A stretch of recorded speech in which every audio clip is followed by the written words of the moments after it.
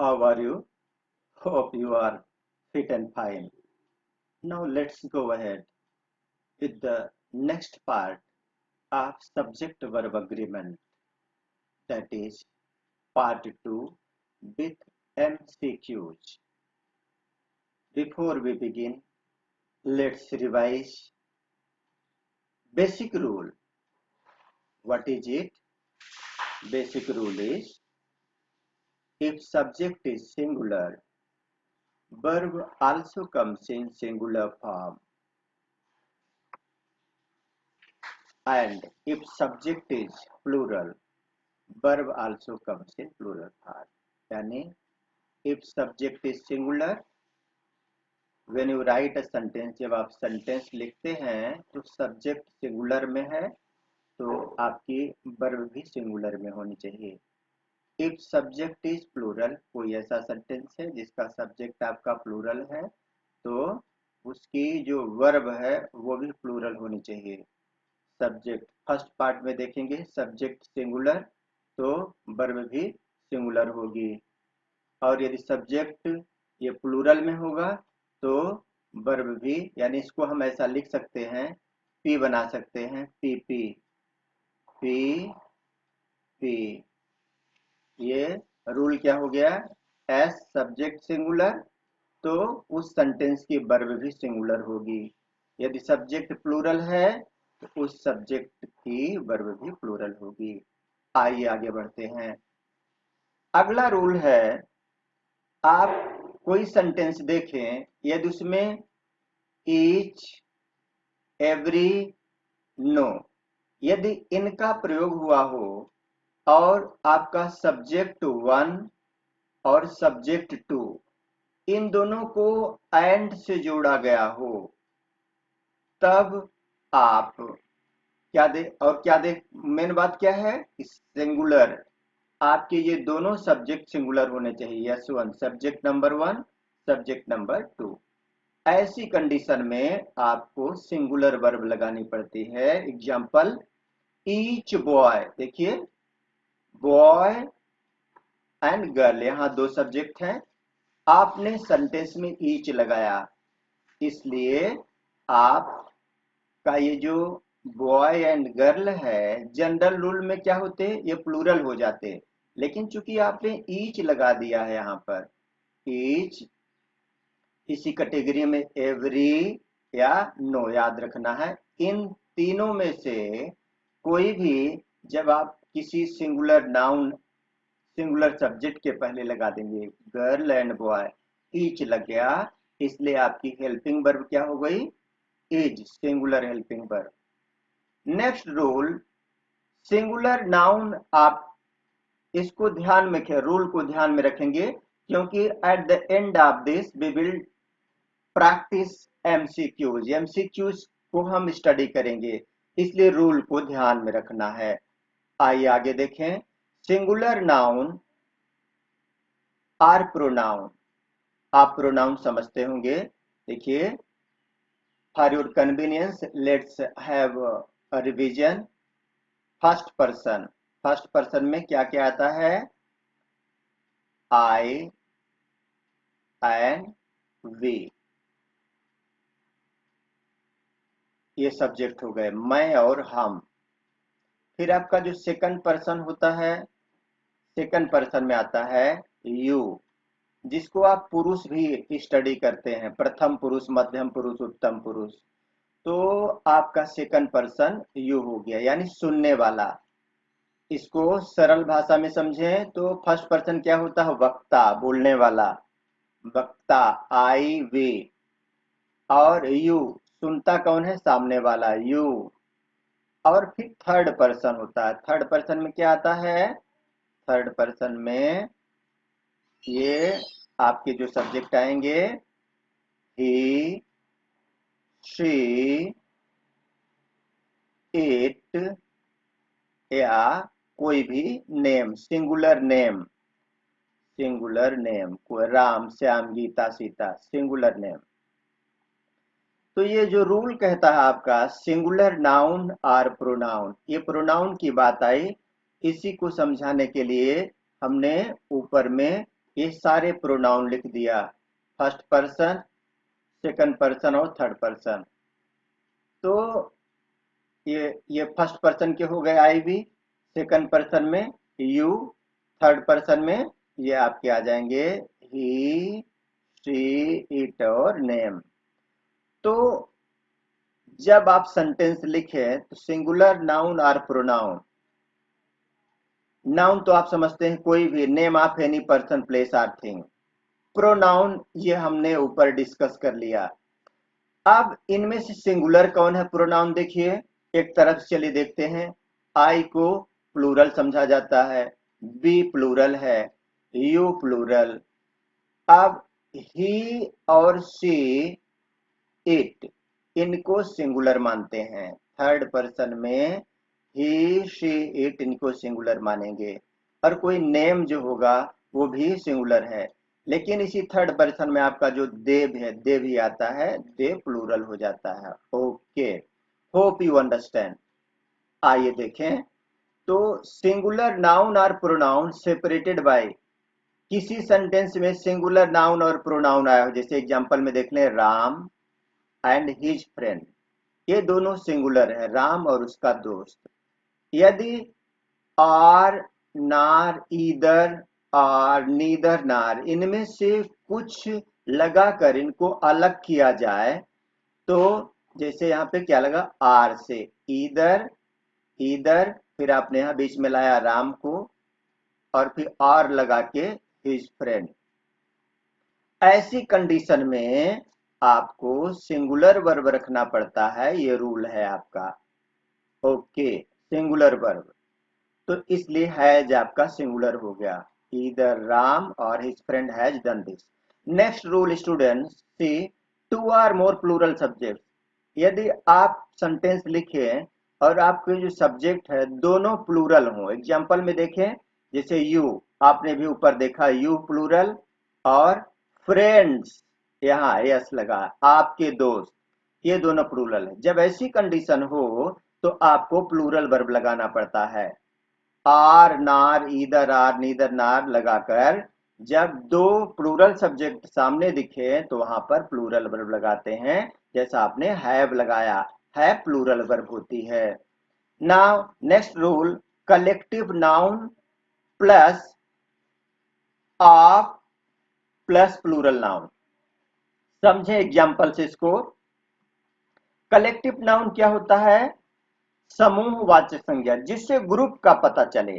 जैसे आप देखिए यहाँ पे अ बैच ऑफ स्टूडेंट्स, छात्रों का जो एक ग्रुप बनता है उसका नाम है बैच, यानी बैच क्या है, एक ग्रुप का नाम है।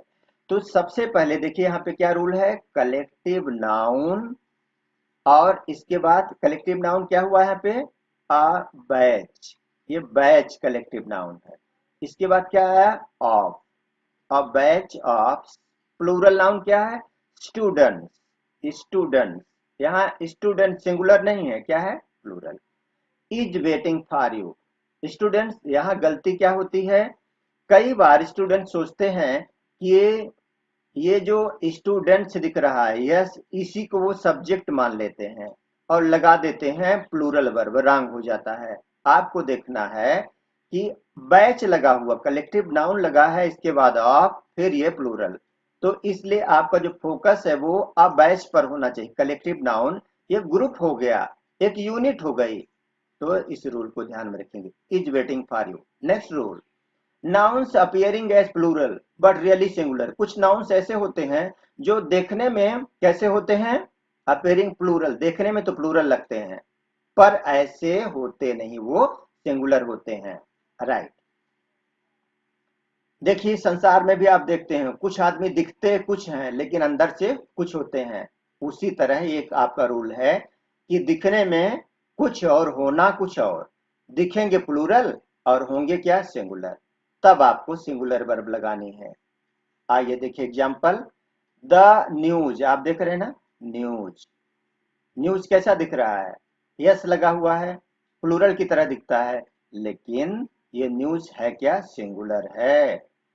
समाचार, क्या खबर है, द न्यूज इज फेक, समाचार जो है फाल्स है, फेक। ओके, तो स्टूडेंट्स इन सारे रूल्स को ध्यान में रखते हुए आइए अब हम स्टडी करते हैं इसकी एमसीक्यूज की। और इस एमसीक्यूज की स्टडी करने के बाद आपका ये कॉन्सेप्ट और अच्छे से क्लियर हो जाएगा। Okay, now let's move next part.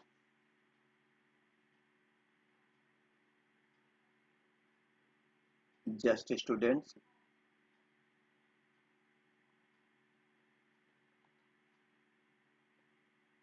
coming to the MCQs, part MCQ, yes, it is. Next part is MCQ. Okay. Now, first question comes before you. Let's see. Question number 1. Either your father now. Either your father. Let's take pen. Yeah. Yes. Either your father or brother. अब देखें subject, एक subject brother, दूसरा subject father. अब दोनों singular subject हैं, तो अब आप देखेंगे इसमें से कौन सी सिंगुलर वर्ब है। क्या लगाएंगे? Will, no, are, no, am, no, and what is right? Is. Either your father or brother is coming today. Very good students. Now second number, neither the teacher. अब neither और नार से ये sentence जुड़ा है। neither the teacher, teacher is subject here, and here the student. again teacher और student दोनों singular हैं, तो क्या लगाएंगे यहाँ पर? is, am, are। देखिए are प्लूरल, नो, am तो I के साथ लगाएंगे, नो। हैज रिस्पॉन्सिबल, ऐसा कोई सेंटेंस बनेगा नहीं, इसलिए again your answer is. Neither the teacher nor the student is responsible for the poor result in this corona period. Very good students. Now let's go question number 3. On to the question number 3. Each bike and car. अब इस यहाँ पे देखिए each, यहाँ पर आपका subject एक bike और कार, दो सब्जेक्ट हैं। अब देखें दोनों सिंगुलर हैं, तो अब देखें सिंगुलर सब्जेक्ट, जब दो सिंगुलर सब्जेक्ट जुड़ेंगे ईच से, तो were, no, had, no, be, no, right, was stolen in the crowd. Very nice. Now question number 4. No student and no teacher. Again student and teacher. इसको किससे जोड़ा जा रहा है? नो से। ध्यान में रखना है रूल को, नो, नो से। जब इस तरह से सेंटेंस जुड़ा हो तो हेल्पिंग वर्ब आपकी कैसी होगी? सिंगुलर। तो have plural, are plural, were plural, has is singular. Come here. Nice. Now neither workman nor masons. Now students pay attention, जब आपके दो plural noun, plural subject workman और मेसन्स, मेसन्स में मिस्त्री जो होते हैं, घर की जुड़ाई करते हैं, तो ये दोनों प्लूरल हैं। अब इनको आप नीदर और नार से जोड़ रहे हैं, यहां पर आपको प्लूरल वर्ब लगानी है। और now has is singular, has is singular. Now have is plural, लेकिन हैव एट फॉल्ट ऐसा कोई सेंटेंस बनेगा नहीं, एंड बीइंग आएगा नहीं, इसलिए आर। आपको लगाते समय, चूज करते समय देखना भी है कि सेंटेंस कैसा लगेगा उसको यूज करने के बाद, मीनिंगफुल है या नहीं। नीड ना, what is meaning of this sentence? Neither workman nor masons, ना तो वर्कमैन और ना ही मेसन्स आर एट फॉल्ट, न तो वर्कमैन की गलती है और ना ही मिस्त्री की, at fault. Very nice students. Next question, either children. Again children is plural subject, parents, their parents plural subject, two plural subject, either or plural subject. अब यहां पर आपको प्लूरल वर्ब रखनी है, कमिंग तो होगा नहीं, अब सेंटेंस को देखेंगे, either children or their parents. Coming लगाने के लिए आपको helping verb is am are चाहिए, कमिंग नहीं हो सकता। To school to collect the report card. Sentence को पूरा पढ़ लीजिए, either children or their parents to school to collect the report card. यहां पर helping verb is am are, was verb कुछ भी नहीं, इसलिए आईएनजी फॉर्म नहीं होगा, वाज कम नहीं हो सकता और नन ऑप्शन नहीं होगा, इसलिए आपका राइट ऑप्शन है कम। कम प्रेजेंट इंडेफिनिट टेंस में आपका कम क्या होगा, प्लूरल। सिंगुलर फॉर्म क्या होगा, सिंगुलर क्या होता है कम का, COMES, इसलिए आपका कम करेक्ट है। Okay nice. Now seven, question number 7, a bunch of grapes. Now again please remember the rule students. Bunch, bunch क्या है, कलेक्टिव, कलेक्टिव नाउन, और बंच के बाद यहाँ पे ग्रेप्स है। आप एस को देखकर, ग्रेप्स को देखकर कंफ्यूज नहीं होना है, आपका जो सब्जेक्ट है मेन बंच है। कलेक्टिव नाउन को सिंगुलर मानते हैं इस कंडीशन में जब of, a bunch of grapes. ना आई एम, नो, आई के साथ आता है, आर नहीं हो सकता, नन भी नहीं होगा, और राइट आंसर आपका is, a bunch of grapes is enough. Now question number 8, a class of student. फिर से आप देखिए कलेक्टिव नाउन है, अ क्लास ऑफ लगा के स्टूडेंट्स है यहाँ पे, इसलिए अ class of students. Now was were had being, ये बीइंग भी एक ऑप्शन है, बीइंग नहीं हो सकता, हैड नहीं होगा, एंड वर इसमें क्या होना चाहिए, a class of students was, singular, pattern क्या है, रूल क्या, singular, was going out to play. Well done students. Now last two questions we have to go ahead to solve, last two questions to clear the concept. Okay, see now physics age, see question number 9, physics age। अब ये कौन सा rule काम कर रहा है, rule है students यहाँ पर कि देखने में तो प्लूरल लेकिन रियली क्या, सिंगुलर। तो देखिए फिजिक्स आपको देखने में लगता होगा कि इसमें एस जुड़ा है, जनरली क्या होता है प्लूरल में एस जुड़ा दिखता है, लेकिन फिजिक्स तो एक सब्जेक्ट का नाम है ना, इसलिए एम नहीं होगा, आर नहीं हो सकता, प्लूरल है, वर्ब भी प्लूरल में आता है, right answer is is. Very nice. Physics is a difficult subject.